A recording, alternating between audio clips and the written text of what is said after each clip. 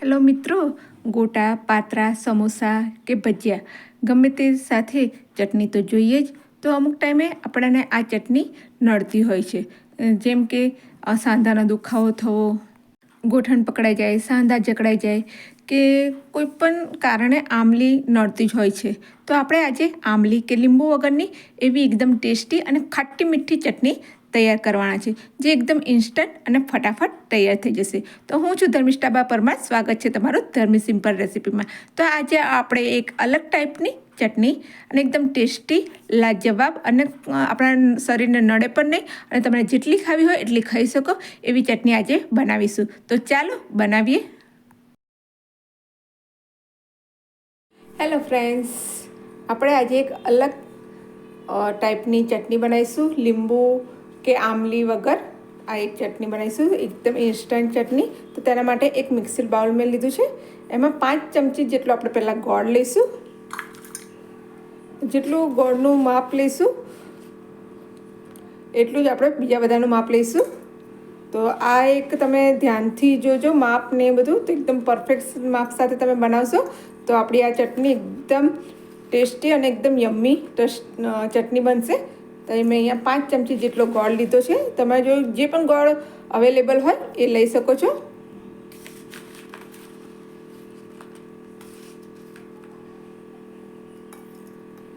હવે આમાં આપણે 1 ગ્લાસ જેટલું પાણી એડ કરશું.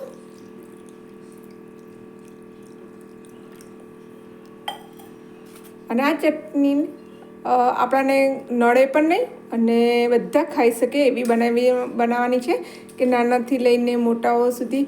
એવું હોય છે કે આમલીની ચટણી ખાવાથી કોકને સાંધામાં દુખાવો થતો હોય છે કે નડતી હોય છે, અમુકને લીંબુ નડતું હોય, અમુકને આમલી નડતી હોય. તો તમે એક વખત આ રીતે ચટણી બનાવશો તો કોઈને નડે પણ નહીં અને બધા હોંશે હોંશે ખાઈ શકશે. અને એટલી ટેસ્ટી બનશે ને કે તમે ખાતા જ રહેશો. કોઈને લાગે પણ નહીં કે આ આમલી કે લીંબુ વગર બનાવેલી ચટણી છે. તો પહેલાં આપણે આ ગોળ થોડો ઓગાળી લઈશું. જો તમારી જોડે પેલો ઓગળેલો મેલ્ટ ગોળ હોય તો બહુ જ સારું રહેશે, તો ફટાફટ ઓગળી જશે. અત્યારે જેટલું થાય એટલું ઓગાળી લઈએ, પછી એને આપણે ગેસ પર થોડો ઓગાળી લઈશું. તો અત્યારે તો બહુ ઓગળતો નથી, તો હવે આને આપણે ગેસ પર મૂકી દઈશું. અહીંયા મેં ગેસ પર મીડિયમ આંચ પર આ પાણી ગરમ કરવા મૂકી દીધું છે. બહુ ઉકળવાનું નથી, ખાલી સાધારણ ગરમ કરવાનું છે, જેથી આ ગોળ ઓગળી જાય. એટલે આને મીડિયમ આંચ પર પાણી થોડું ગરમ કરશું, વધારે નથી ગરમ કરવાનું, ખાલી ગોળ ઓગાળવા પૂરતું જ ગરમ કરીશું આપણે. તો આમ હલાવતા હલાવતા આપણે બધો ગોળ ઓગાળી દઈશું. તો આ રીતે ગોળને ગરમ કરવાથી એનો કલર પણ સરસ આવશે ચટણીમાં, અને થોડું ટેસ્ટમાં પણ થોડો ફરક પડશે. તો જો તમે જોઈ શકો છો, જો ગોળ ઓગળીને સરસ એનો કલર પણ કેવો સરસ આવી ગયો છે. તો આ એક મેઇન કારણ હોય છે ગરમ કરવાનું, કે એનાથી એનો કલર ખૂબ જ સરસ આવે છે અને ગોળ પણ ફટાફટ સહેલાઈથી ઓગળી જાય છે. હવે તો આપણો ગેસ બંધ કરી દઈશું, કેમ કે ગોળ ઓગળી ગયો છે. હવે આને આપણે ઉતારી લઈશું. હવે આ ગોળનું પાણીને આપણે બીજા એક વાસણમાં, તપેલી કે કોઈ પણ વાટકો કે ગમે તેમાં ગાળી લઈશું, અને ગળણીની મદદથી, જેથી અગર ગોળમાં કંઈ ખરાબી હોય કે કંઈક માટી કે કાકર એવું હોય તે આની અંદર ગળે જાય. તો અહીંયા મેં વાટકીમાં ગાળી લીધું છે. તો આપણું એકદમ સરસ, એકદમ લિક્વિડ ફોર્મમાં આપણું ગોળનું પાણી તૈયાર થઈ ગયું છે. હવે આમાં આપણે 5 ચમચી ગોળ લીધો હતો, તો હવે આમાં આપણે 2 ચમચી જેટલો આમચૂર પાવડર એડ કરીશું. તો આમચૂર પાવડર કેરીમાંથી બનેલો હોય છે, અને કેરી તો એકદમ નિર્દોષ હોય છે, કે કોઈને નડતી નથી. તો અહીંયા મેં 2 ચમચી જેટલો આમચૂર પાવડર લઈ લીધું છે. તમે આ રીતે જો તમે બનાવશો ચટણી, તો એકદમ ખજૂર આમલી ચટણીથી પણ એકદમ વધારે ટેસ્ટી બનશે. તમે એક વખત આ રીતે જરૂરથી ટ્રાય કરજો. તો આમાં આમચૂર પાવડર સારી રીતે ઓગળી જાય ત્યાં સુધી આપણે એને મિક્સ કરી દઈશું. આ સારી રીતે સરસ મિક્સ થઈ ગયું છે આમચૂર પાવડર પણ અંદર. તો આમચૂર પાવડર બનાવવો પણ ખૂબ જ સહેલો હોય છે. કાચી કેરીને એના પીસ કરી અને એને તાપમાં સૂકવીને બનાવી શકો છો. તો કોઈ આમ તો કાચી કેરી કોઈને નડતી નથી, આમચૂર કોઈને નડતું, પણ કોઈને કદાચ એલર્જી હોય તો એ વાત અલગ છે. તો આ રીતે તમે જો ચટણી બનાવશો તો ખાતા જ રહી જશો. એકદમ ટેસ્ટી, એકદમ સુપર ટેસ્ટી, લાજવાબ એવી ગજબ ટાઈપની આ ચટણી તૈયાર થશે. તો હવે આની અંદર બીજા મસાલા આપણે એડ કરશું. અહીંયા મેં 1 ચમચી જેટલો મેં કશ્મીરી લાલ મરચું પાવડર લીધો છે. કશ્મીરી લાલ મરચું પાવડરથી એનો કલર ખૂબ જ સરસ આવશે. તો તમે કશ્મીરી લાલ મરચું પાવડર જ એડ કરજો. જો તમે ન હોય તો તમે જે રેગ્યુલર ખાતા હોય એ મરચું પાવડર એડ કરજો. અને ટેસ્ટ મુજબ આપણે મીઠું એડ કરશું. હવે આને બરાબર મિક્સ કરી દઈશું. તમે જોઈ શકો છો એનો કલર પણ ખૂબ જ સરસ આવ્યો છે. હવે આને આપણે થોડી વાર માટે ગેસ પર મૂકી દઈશું. તો આપણે ગેસ પર મીડિયમ ટુ હાઈ ફ્લેમ પર થોડું ઉકાળી લઈશું. જો આ રીતે ઉકાળવાથી ચટણી આપણી 2 થી 3 દિવસ સુધી સરસ એવી ને એવી ફ્રેશ રહેશે. અને એ થોડું આમ જ્યારે ઉકળશે તો એનું થોડું ઘટ થોડી બનશે. એટલે આમાં જે લિક્વિડ ફોર્મ થોડુંક ઘટ અને ચટણી ટાઈપનું બનશે. આમાં કોઈ પણ જાતનો લોટ કે કોર્નફ્લોર એડ કરવાની જરૂર નથી. આ એકદમ એવી ટેસ્ટી અને ઇન્સ્ટન્ટ એવી ચટણી આપણી તૈયાર થઈ જશે.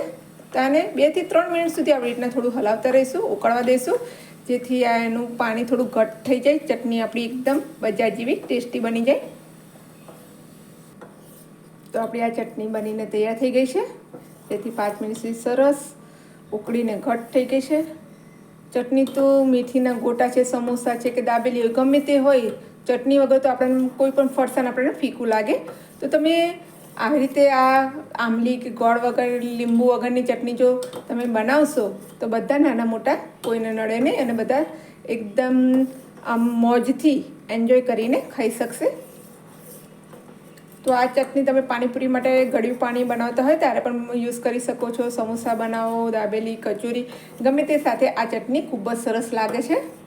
તો 2 થી 3 મિનિટ સુધી આવી રીતના ઉકાળવાથી એનું થોડી ઘટ્ટ બની જશે આપણી ચટણી અને આપણી ચટણી એકદમ સરસ તૈયાર થઈ જશે.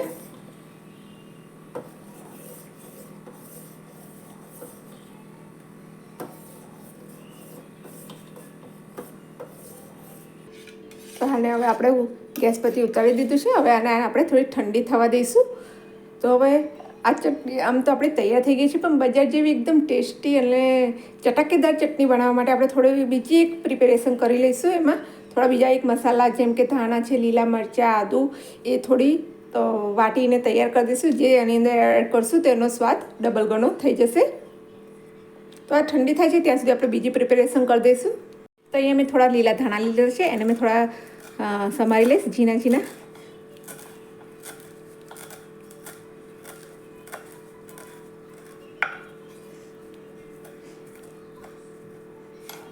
તો આપણા ધાણા સમારી ગયા છે. તો અહીંયા મેં 2-3 લીલા મરચાં અને 1 ઇંચ જેટલો આદુનો ટુકડો લીધો છે. એને પણ થોડો આપણે ખાંડી લઈશું. એકદમ મેશ નથી કરવાના, ખાલી અધકચરા ખાંડી લઈશું, જેનો ટેસ્ટ ખૂબ જ સરસ આવશે.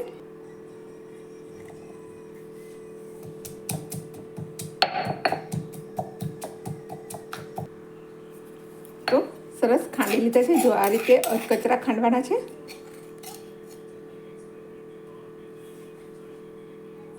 હવે આ ચટણી થોડી ઠંડી પણ પડી ગઈ છે. હવે એમાં આપણે આ એડ કરી દઈશું અને થોડું મિક્સ કરી દઈશું. થોડા કોથમીરના પાન એડ કરશું. તો એકદમ ટેસ્ટી એવી આપણી આ ચટણી તૈયાર થઈ ગઈ છે. હવે આને આપણે સર્વ કરી લઈશું. તો જો એકદમ ઘાટી અને એકદમ ટેસ્ટી એવી બજાર જેવી આપણી આ ચટણી તૈયાર છે. તમે જો આની અંદર ડુંગળી પણ એડ કરવા માંગો તો એ કરી શકો છો. અત્યારે મેં એડ નથી કરી, કેમ કે જ્યારે ખાવાનું હશે ત્યારે હું એડ કરીશ. અને એને જો તમે લાંબા સમય સુધી 2-3 દિવસ સુધી રાખવી હોય તો જ્યારે ખાવાની હોય ત્યારે એ પૂરતી જ તમારે ડુંગળી એડ કરવાની છે. અને પછી જો અંદર એડ કરી રાખશો તો એમાંથી વાસ આવવાની ચાલુ થઈ જશે. 2-3 દિવસ જો તમારે રહી નહીં શકે, એટલે જ્યારે ખાવી હોય ત્યારે અંદર ડુંગળી તમે એડ કરી શકો છો.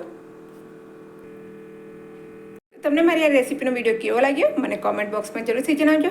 અને હા, જો તમને આ વિડીયો ગમ્યો હોય તો લાઇક કરજો, શેર કરજો અને મારી ચેનલને સબસ્ક્રાઈબ કરજો. અને આવી જાઓ નવી વાનગીઓ જોવા માટે બેલ આઇકોન બટનને પ્રેસ કરજો. તો ત્યાં સુધી ખાઓ પીઓ અને જલસા કરો.